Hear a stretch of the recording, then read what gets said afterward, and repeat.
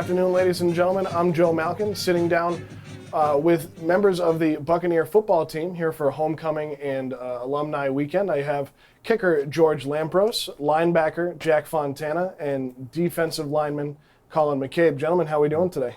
Doing really good. Yeah. Doing good, thank you.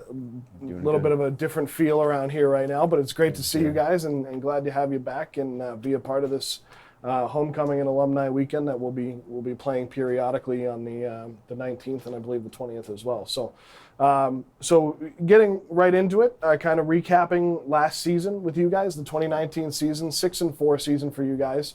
I won't harp on it too much, but probably should have been 7-3, 8-2. But we'll stay away from that for the time being. We can touch on that as we go.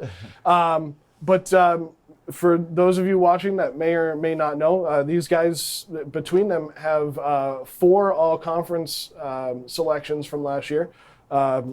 George was the first-team punter in the MASCAC, second-team kicker. Jack, second-team linebacker, and Colin was a second-team defensive lineman. So I have opinions on that as well, but I'll keep those to myself. You got exactly what you deserved. Yeah, I mean, you were pretty good. You did all right. Jack was ranked as the 18th overall linebacker in Division III football for the 2020 season, coming into the 2020 season. And Colin, while he is a great football player, is also an All-American shot putter and finished 3rd in Division III nationally last season. So we'll touch on that as well. But I kind of want to. What's that? I said sounds okay, good. So, but I want to touch on the 6-4 season, guys. You won the first 4 games of the season, which is the best start for a Buccaneer football team since 1999. You finished 6-4, which is the most wins and best finish of a team since 1999, the same. So, for you guys, coming off of a 2-8 season in 2018, what was it like to see the team click in a different way and to reach the heights that you guys did last season? Well, personally for me, I feel like that season that we had last year, it was just the energy. Everybody seemed to have the chemistry between one another. I know personally, shout out to Curtis Kahn. He was my holder for the season, and we were, friends off the field, best friends off the field, and on the field we clicked, and that's why we had success. And I know that, that holds true for a lot of the other guys on the team. I'm sure you guys, have those experiences. So yeah. Yeah. I think just going through those first 2-8 seasons just really make you appreciate those wins even more. So once we started packing those on at the first start of the season, it was just winning breeds winners again. So you just want to keep winning and winning and winning and doing everything you can to get there. Yeah, so going off those 2-8 seasons, our freshman and sophomore year, I'd say we kind of had a chip on our shoulder going into the season. And like George said, I think we just all had better chemistry this year. We all got along better and just seemed like we had a different kind of energy going into the season. And worth mentioning, you're all seniors in 2020. You'll all graduate in the spring of 2021. So with the circumstances we have currently, it is unfortunate. But as you mentioned, coming off 2-8 seasons, last year did seem different from my perspective. And I was here for that second 2-8 season, your sophomore 2-8 season, and then the 6-4 season. And from my standpoint in the press box, watching practices, watching games, seeing you guys play, it was kind of a defensive unit click between you guys, and we'll touch on that as well. But the special teams seemed to really come together with everything. I mean, you had some electrifying playmakers, yourself included. I don't know if we call kickers electrifying a lot of the time, but I do. You can even ask Coach Kelly. I like that. I walk into his office all the time, and he's like, I don't understand why you like kickers so much. And I said, have you met ours? It was different to see you guys click the way you did on special teams, whether it was the punt unit, the kick unit, and then you had Jael Johnson as a freshman, who was also named to the all-conference team. But I mean, what was that click like just to watch from your standpoint, seeing all 3 units click? Right. So, I mean, being the kicker and the punter, I practice a lot, not just by myself. I usually have a couple of guys with me, especially if they're also kickers. And, we get to spend a lot of time with both offense and defense. So, we're not just separated on our own. We get to talk to everybody. And so being on special teams, a lot of the times it's usually, younger guys or kids who are second string, third string. And with those kids, that there's a little bit of a hunger to get on the field. And when you have a team that's doing so good, starting out a season, 4-0, it's like they want to be the playmakers. So they have that drive to go out there and give 100%, whether it's on special teams, whether it's, in there, on defense or offense, wherever they're playing. But I think special teams is just a great opportunity for those kids to get that chance to play and to show, the coaches and the fans watching, everybody who's at the game that, they can play. And I've got someone like Colin McCabe blocking for me on field goal, and for me that's huge because I know I can trust Colin. Colin's gonna, block for me. I'm not gonna worry about someone getting through Colin. And then when it comes to practice, I've got Jack on the other side rushing in to block my kick. So I'm not taking reps off in practice. It's like special teams this year and past years has not been forgotten about. And that's huge. I think that's a very big game changer. And now that you've pumped these guys up on special teams, it is kind of where you guys started as freshmen. I mean, you've both played on the defensive side of the ball all 3 years so far. But coming into last year, all those things kind of came together, and you guys clicked as a defensive unit. I mean, you were one of the best defensive front seven in the country. And I mean, we have pretty good D-backs too, right? We had pretty good Austin Stammer and Kyle Rogers. I mean, you guys had some good talent behind you as well. But I mean, next to you on the defensive line, Kyle Johnston, All-American. Mm-hmm. Next to you in the middle of the defensive backfield, you had Sean Smilek. I mean, just for everybody that watches that was here a long time ago, or they know you guys personally. I mean, to watch this front seven play, you guys were part of it. From our standpoint, kind of like seeing them perform that way. Was special, but what was it like to actually be a part of it? I mean, you led the conference with 103 tackles. I mean, that's impressive in 10 games. Yeah, I mean, I give all that credit to the D-line, not letting any of those big linemen get at to me. They hold them up, let me read a clean picture and make my plays where I had to. But basically last year we had the same exact defense as it was in that second 2-8 season, our sophomore year. So we just really buckled down in the off season, learned that playbook that much better, and just worked with each other every single day, and it showed on the field. Sure, Colin, same thing, defensive line. I mean, yeah, it was definitely lots of fun playing with the same defense 2 years in a row, basically. We just a bunch of fun guys together playing football, so it was definitely lots of fun. Yeah, I mean, you had Eric on that defensive line with you as well, and I mean, it was just fun to watch you guys get after quarterbacks most of the time for you and Kyle especially. I mean, you had 9.5 sacks last year, third in the conference. Yeah. Kyle had 12.5 and ended up being an All-American. So, you mentioned the 2-8 season again, and 2 years ago, offensively was tough, and this year it was really almost figured out. It was like it was like they did exactly the same thing you guys did. Yeah. Coach Cameron gave them the playbook and they studied it. It helped to have Matt Long under center, as the quarterback. I mean, 22 rushing touchdowns as a quarterback.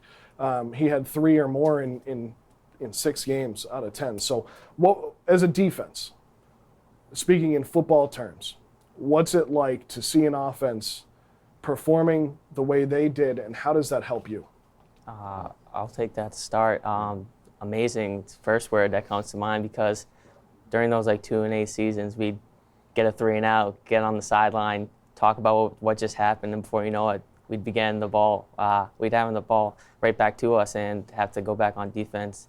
Not a lot of big breaks in those games, so just being able to have those long, sustained drives that Matt and the entire offensive line, all the running backs could produce this past year was just amazing to watch, and we're pretty grateful for that. Yeah, it was definitely a good feeling when you're on defense and you have an offense that can perform like ours did last season, just because, definitely I'd like to get a little rest on the sidelines before I go out there, and I could be full of energy and take every play 100%. And it just also a good feeling to be comfortable on the scoreboard, put up a bunch of points and make us comfortable on the defensive side. Yeah, I mean the only times I can think of is when you guys had quick turnaround is when Matt would gash a team for a 60-plus yard Yeah. run, and you'd Oh, have yeah, to turn true. around. But now you're up 7 more points because this guy Yeah. only missed one. That's a extra point all good season. no break. We'll Yeah. take that every time if we Yeah. don't have breaks. So we are doing this for homecoming weekend, alumni weekend. Last year's game, Worcester State. It's a little bit later in the year because usually it's Maine on the off year. But last year it was a conference game. Worcester State. You'd already beaten SUNY at home. You had beaten Maine Maritime at their place. You went to Westfield State and beat up on Westfield State, and then you get to come back and play Worcester State at home, homecoming weekend. Colin, you and I talked about it before we started recording. You had a pretty big play in that game where that was on a punt, correct? Was that a punt? No, or it was no? just a false snap. The quarterback just kind of bobbled the snap. and then So just- it'll be playing at some point during this. We'll replay it so that you can watch it again because I know you Yeah, like to watch it definitely. as much as I do. But yeah, false snap that ended up in the end zone and probably one of the best celebrations you've had as a team. Jack got in on that one That too. was an So, unreal play by it was Colin. it was fun to watch. 28-13 was the final of that game. You had a packed house here. You guys were on a 3-game win streak, and it was exciting to watch. What was that like? What was homecoming weekend 2019 like for you guys? Well, I think homecoming game every year is something different because, you come out of the locker room right before the game. We're running out to the field, and the first thing we do is go through a tunnel of Mass Maritime cadets in their, in their salt and pepper uniforms, and everybody's, cheering for you, patting you on the back as you go through, and you see all these faces that you see around campus, and you know what they go through as a cadet at Mass Maritime. But you have that extra little bit of pride as you're going through because, you're the dude in the jersey going out to play the game. And so last year was, extra special because we were on that hot streak of winning, and we just had that confidence. So it was that extra, pep in the step to get out there and do some damage. So, that's what it was like for me. Yeah, I'd say those homecoming games are electric. Like, just running out onto the field with however many thousand people are there is just amazing feeling. All your family's out there, all your friends that are at the school, they're there cheering you on. They line the end zones, and you can hear the chirps left and right. It's amazing. And just being able to play as a team in front of everyone and show like what you've been working on, because a lot of sports here go unnoticed, and just having the whole school back you on that one day is an amazing feeling. Yeah, even if it's the only game they watch that Yeah. season, I'll it's take fun. it. Especially having the cadets up and down the sideline. And there's a picture of Matt Long last year scoring a touchdown on the canal side. Yeah. And it was on one of the Buccaneer Instagram posts the other day, and he just screaming in front of everybody, and it's just so electric to watch you guys win, lose, or draw. And I mean, you guys had beat Maine Maritime at home on a homecoming weekend the year before. So, but last year was a little more special, playing so hot, as George said. But Yeah, Colin, definitely. After last season's homecoming game, I think that just gave us a bunch of confidence that we could kind of compete with other teams in the conference, So it was definitely a good feeling to go out there and beat a team that's in our conference and, just get that confidence back and stuff like that, yeah. Staying with the homecoming theme, you guys are always a part of it, as you just mentioned. You're a part of it. You have the football uniform on, as we have Austin Stommer's #1. Yeah. He joined us. This kind of looks like Yeah, him, it doesn't does. it? That's Tall what I and said when I slender. walked Yeah, in. yeah, It looks like him. Yeah, we know he was the muscle man in the locker room, right? So, staying with the homecoming theme, you guys are wearing the football uniform. Your fellow cadets are in their salt and peppers. They're standing along the end line. You have those cannons going off. Homecoming is big at so many schools, and you guys kind of. So I might be repeating the question here, but you guys kind of touched on it a little bit. But what is so important about Mass Maritime homecoming to you guys that I know I've already talked to you a little bit about this, but what'll bring you back here after you graduate to watch those homecoming games? I think it's homecoming's huge in almost every school, but it's different at Mass Maritime because we all have, similar experiences, and we know now as seniors, we know what it's like to, go almost 4 years at this school. and the dedication that you have to graduate. And so you come back to kind of like pay homage to the place that is going to set you up for your future, which is what Mass Maritime does. So, I mean, for me, that is, that's going to be the 4 years that I had here, making memories and, making friends and all that stuff. That's going to bring me back for homecoming. Yeah, Jack, what about just you? how much pride and tradition is instilled in you at this school, and like that just comes out in full force on those homecoming days when there's guys from class of 1981 coming up to you saying go kick their ass and stuff. Like that's really just amazing. It kind of is, and I mean it's fun. I mean George just said it. Everybody has a similar experience here, but there is an intensity to being a Buccaneer, right? Right, and it doesn't matter what sport you play. It doesn't matter if you play football or I won't name everybody knows the other sports we have here. It doesn't matter what you play. Everybody steps out onto the court or onto the field with the same mentality, and win, lose, or draw, somebody's going to pat you on the back and say, go kick their butt. And even if you don't, we heard it in another interview with Greg Foligno, who you guys may know, but he's the former athletic trainer. And he mentioned that so many times he would get calls from other athletic trainers from other schools. And you guys may have gotten beat, but their guys were beat up. And that goes to how you guys stepped on the field and put your nose to the grindstone as Buccaneers, regardless of sport. And same question to you. I know I kind of cut off there, but what'll bring you back for homecoming?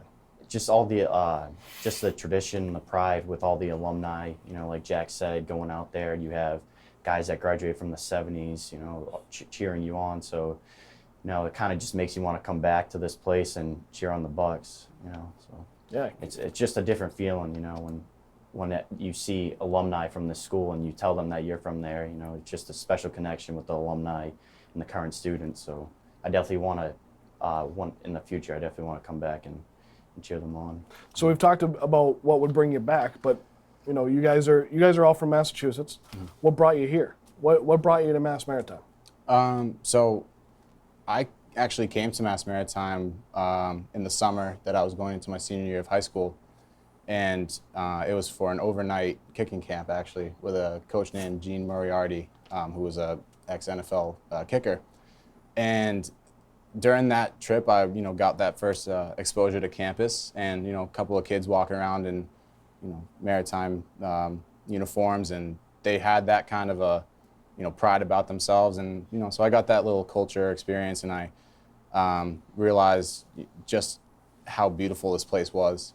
And then in the following fall for my senior season in football, just the recruiting process was awesome. Coach Randy came down to Bridgewater Rainham and pulled me out of class and offered me to come and watch a game, and showed interest that they wanted me to play for them. And I came for a game, and I think that we were also playing Worcester on that game that I came in. They won, and it was just an awesome feeling to see this team come together and win. And that's when I knew I was coming to this place. Yeah, on top of what the academics are and where you can be afterwards. That's what brought me to the football team. Sorry, you can talk about just sports if you want to. You don't have to talk about the academics. But when you do have Coach Rainey, who is an English teacher himself, when you have Coach Rainey walking in with Coach Cam, that would sell it for me too. I'd come and play for those two guys. Jack, what about you? What brought you to Mass Maritime? I was always looking at those different schools. I didn't want like the regular college experience. I was looking at like Norwich, Coast Guard Academy, SUNY Maritime, all those schools. And I remember coming, same game day visit that George went to, Worcester State, when we were seniors in high school. And actually, that was my first time meeting George. It was a good day. But after that day, it's always a good day when you meet George, right? Life was never the same after that.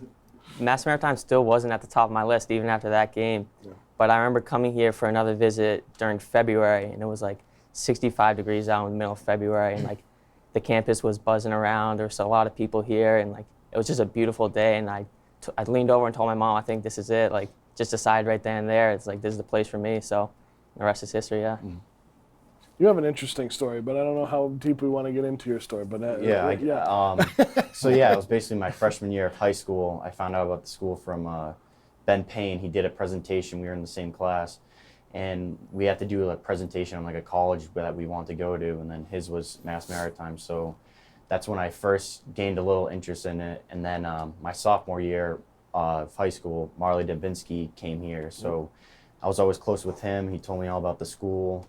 And then, I grew up in Dartmouth, Massachusetts, right on the water. So I always had a love for that. And then I always took engineering classes in high school. I took them all, I'm pretty sure.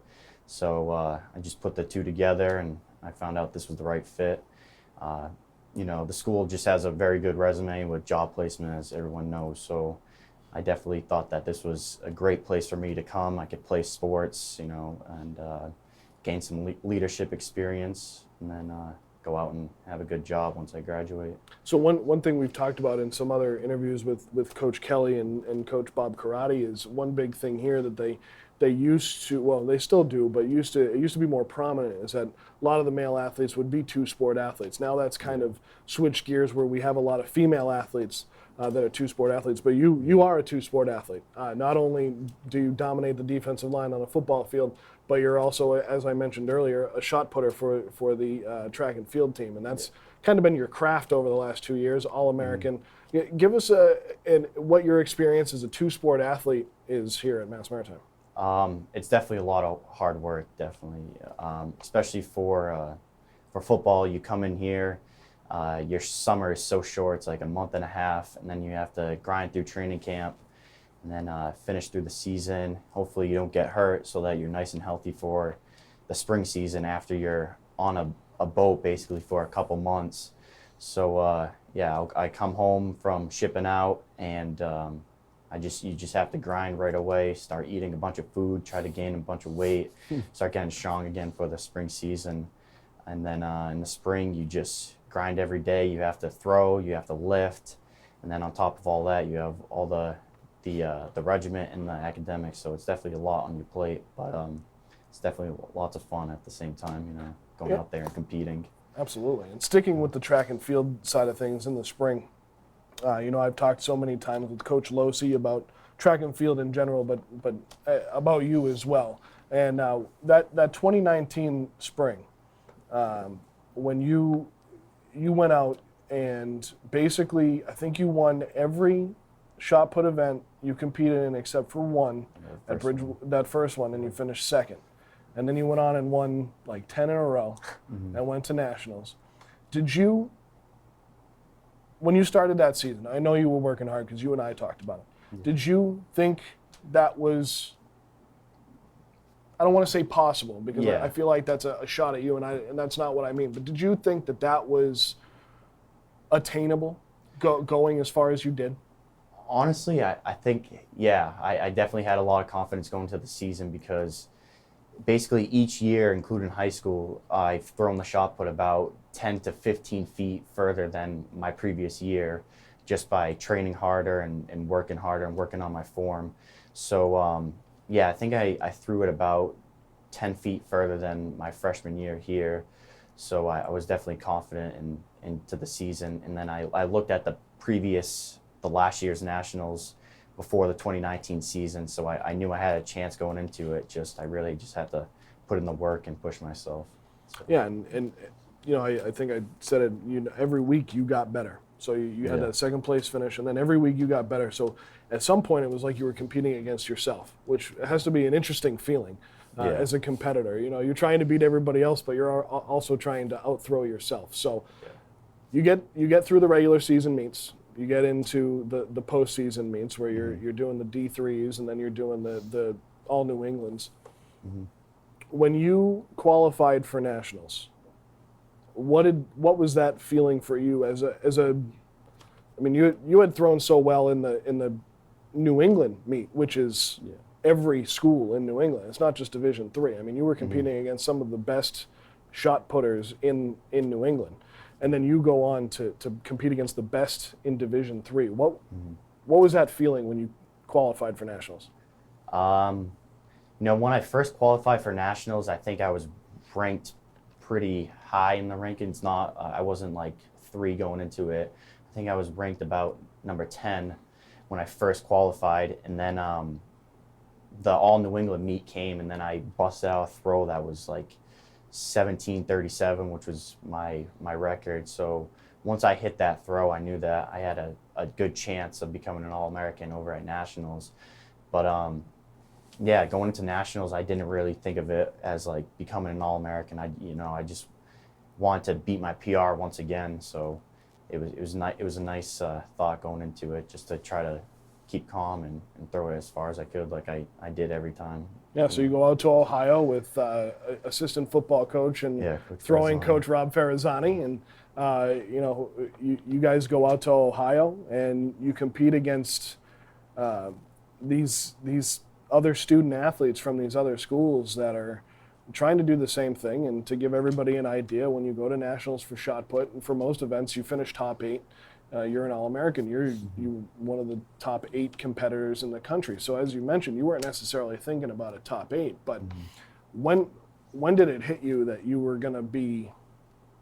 Did it hit you that you were going to be an All-American? Yeah, once I made it to the second round in the competition, then I knew like I definitely had a chance. I'll be an All-American, which was a cool feeling going into my last couple throws, having that confidence. So. Yeah, it was pretty cool, the support that you got around here from not only your football teammates, because I know you guys all backed him, right? Oh, yeah. So, and I'll ask that question in a moment, but you also had your track and field coach. I mean, Coach Losi is a huge part of every single one of her athletes' careers here at Mass Maritime.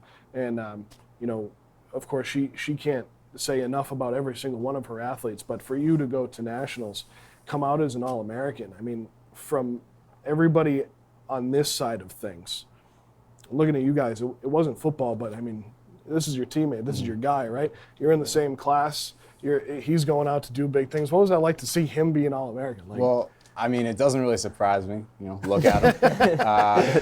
The kid breeds success. Yeah. But yeah, I mean, he's a teammate and he's a friend, and very proud of him. And then same thing with Cal Johnson that happened last year. I mean, it didn't surprise me, but yeah, definitely for Colin, I was pumped for you. Yeah, just being able to watch him win everything that entire spring, he just kept winning and winning and winning, keep beating his PR. I remember seeing all the posts like Colin McCabe, new PR again, new PR, new Kept PR. on getting Like, emails. yeah, Hey, you've so a made lot my of job emails. really easy. I just want to let you know. You've made my job very easy. Just copy and paste. And Exactly, then whatever the right? new number was. Colin wins again. Jeez. So yeah, guys, I mean, we talk about that. We talk about family and people that graduated in the 70s and 80s and being at your homecoming games and you guys coming back after you leave and supporting your teammate who's not even playing the sport you all play together, but he's family, right? What is that like at Mass Maritime? It is a different place in that way, but becoming a family with people from so many different backgrounds and so many different places, what has that been like to see? I'll start with Jack here, because you mentioned that you didn't want a normal college experience, right? You can go to so many schools and get that experience. Here is very different, and I think you recognize that. Yeah, definitely. What was that like to get so close to the athletes, to your fellow cadets? Yeah, I just think this school's so special for what you have to go through like every day with like the regiment, academics, athletics. Just every day it's just a grind, and you're going through it like with your best friends, and like nothing can beat that. And you gotta take a moment every once in a while, just like take a step back and like look at like what you've accomplished together, individually, and as a school. Just being able to compete in every aspect in life, in academics, athletics, or whatever you're doing. Just like this school just kind of breeds that, and I just love that. Yeah, no, I totally agree. Coming into my senior year of high school, I wasn't completely sure about what I was going to do. I was looking at other schools, but, I realized that I was going to have a different experience at this school, and I was going to set myself up for a great future. And I actually ran into one of my buddies from high school that summer, because he was a freshman going into his sophomore year, and he told me, because he knew that I was interested in it, and he told me, like, it's gonna, freshman year is gonna be tough. That you're gonna be, pretty stressed out. It's not gonna be, like going to another school where you can be on your own. You're gonna have a strict schedule, and it might not be the easiest. But at the end of the day, you're gonna meet people that you're friends with for the rest of your life, and they're gonna be the people that you are, confiding in, and whether or not your teammates, whether it's just people that from a few classes, and you grow a friendship out of that, or your roommates or whoever it is. I mean, I still talk to my freshman year roommates, so that's how it is here. Yeah, Colin. Yeah, with an atmosphere like here, you have everyone going through the same thing. Freshman year, you're going through orientation, you're playing football, so it definitely creates a bond with your fellow teammates, and so it's easy to make friends here. I think because everyone just working hard every day. You wake up and you're just busting your butt every second. So yeah, it's definitely a different experience than what other kids are going through their freshman year of college. And a couple more questions, but sticking with this theme, and you mentioned getting so close with your roommates or your teammates, and one other question I want to run by you guys as football players and a shot putter is, in your time here, you've now been here for 3 years. You're starting your fourth. What's an athletic memory that stands out for you guys that doesn't necessarily have to do with football? Ooh. I know, that's one I'm going to throw at you. I changed the gear on you. We have a pretty good spring season for spring practices, and we do a lot of fun team workouts. We've gone paintballing a couple times, and that's always a good time. But yeah, I mean, I would say one of the beach workouts that we did, because they're tough and you hate it, but then at the end of the day, everybody comes back to school and everybody's sore, and we'll just kind of go back to your room and rest, and then you talk about it for the next couple of weeks. So I don't know if anybody works out as hard as our kicker does. I don't think any other kicker works out as hard as our does. Jack, what about you? I kind of have a different perspective on this because going through orientation last year again as a squad leader with Colin and stuff, having to do orientation like all over again, but this time as a leader, and still having to do the athletics every day for those 3 or so weeks, it really took a toll on you. And just being able to like go through it like once again, like with your best friends, makes like those relationships even stronger. And I credit that to like the breakout season that we had. Like Colin, like it was just amazing to see him lead, like anytime like we were squad leader positions. It was just really fun. So that bond definitely transferred over to the football field. Yeah, I'd say any time we see each other as football teammates, we see each other around campus, we always eat with each other. So it's always just a good time to build some more chemistry with stuff like that around campus. It would be nice if we all stayed on the weekends and we could party a little bit with each other, but that'd probably get a little too out of hand. But I mean, sometimes we would do that, go to college. Leave it to him to throw that in there. Huh? But no, we definitely. You're still all sailors at heart, huh? Yeah, definitely, I think so. But no, definitely. Even just going to the film room, we always just bust out jokes and kind of have a good time together. So. Yeah, I said to you guys before, I don't want to harp on it too much or touch too much on it, but as of right now, it's a postponed 2020 season, and coming off such a successful season as a team. I mean, you guys are clearly still bonding, clearly still talking, but no games this fall. But coming off such a successful season, we tied the record for most all conference selections in 2019 with 11. 10 guys, but you had to be. Who was that? First, who did that? Who's that guy? You guys had second team honors, 103 tackles, 9.5 sacks. I mean, you guys did so much as a team in 2019. For your current teammates who are watching this on homecoming weekend, and I mentioned to you guys before, we'll be playing the Worcester State homecoming game again this weekend as well. What would you say to your current teammates who don't have that season as well? Like, what would you? I said this to Jack earlier, and I said if you take this from me during the interview, I'm going to be a little bit upset.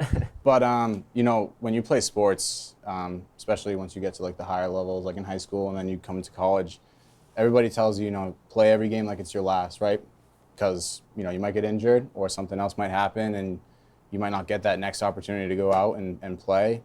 And I think that it really should be, enjoy every game like it's your last. Because if it's, we're looking at the Cranberry Bowl last season. I'm glad Not- you brought it up. Yeah, not saying that, anybody didn't play as hard as they should have, but, if I could have the chance to play that game again, I would have, maybe tried to have a little bit more fun. You know what I mean? And just because you never know when that last game's going to be. So for any of the, younger guys on the team, don't take it for granted, get those extra reps in and better yourself and try to enjoy the game as much as you can because, you never know when you might not get to play. Yeah, exactly what George just said. Just take advantage of every opportunity you have and keep your heads up during these times. Football will come back, life will get back to normal, but just keep your heads up, keep grinding, stay on the right path that you built coming to this school. Just stay that line and everything will work out. Yeah, definitely. I think George kind of summed it up pretty good, but I just let the kids know that, just push yourself every day. This is a great game for just competition-wise, and then it teaches you life lessons. So it's definitely a bummer that we missed out on our last year playing football ever. So, but I just tell them to push themselves and to really enjoy what they're going through over here. So many guys, and we've mentioned them multiple times, so many guys have put on the same uniforms you guys have from 1973 to 2019, 2020. So many men have put these same uniforms on as you guys. And you mentioned, enjoy those games. So real quick, before we wrap up, give me your favorite Buccaneer football moment personally in the last 3 years. My favorite Buccaneer football moment would probably be, that's a real tough one because, there's so many of them. Can we do a pass? You want to come back? Yeah, you want to come back? Can I think about that for a Sure. second? Yeah. Jack? Yeah, I'll take it. This was sophomore year. Once again, one of those 2-8 tough seasons, and then against Worcester State, actually, it was downpouring, an absolute monsoon of a game, and we still came out, busted our asses, had an amazing time, slipping and falling all over the field, and came out with a W, and it was just awesome feeling. Just to touch on that before I go to Colin, I remember that game. I think that was the second or third game after I had taken the position here at Mass Maritime.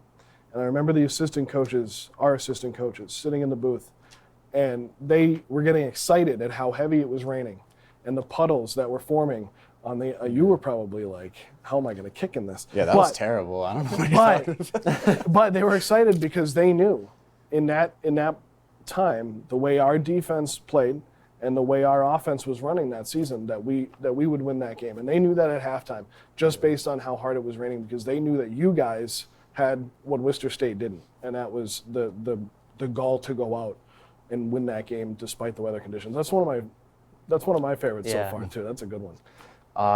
So mine, I definitely have a lot that I could think of and name, but I'd say definitely opening up the season against SUNY Maritime this year was a nice feeling because the year before that we got spanked by them. So it was definitely a good feeling to kind of have them come to our place and then give some nice revenge to those New York kids, show them what we can do over here in Massachusetts. But definitely the Worcester State game too was a great time to come out there and go 4-0 after that, and also scored the touchdown. Before that, I never scored a touchdown since Pop Warner. I've always wanted to score one like in high school and stuff, but just never happened. So it was nice that game to do it. You never talked to coach about putting you in the offensive backfield as a fullback or something? No, I wish, but that would have been a good time. But it was nice to do it on defense, because I think I'm a D lineman at heart. So I would say so. I think Jack would agree. I would agree. I think George would too when you're out there blocking for him in the kicking game. All right, George, I'm back to you. All right, I've come up with two little ones. Is that okay? I guess so. All right, the first one would be when we beat Westfield this past season on their homecoming game because the week before they trashed us online. Trashed us. Yeah. And then we came down and went 4-0. That's all I'm going to say. And, we got that, record of, best start of the season since what year was it? 1999. 1999.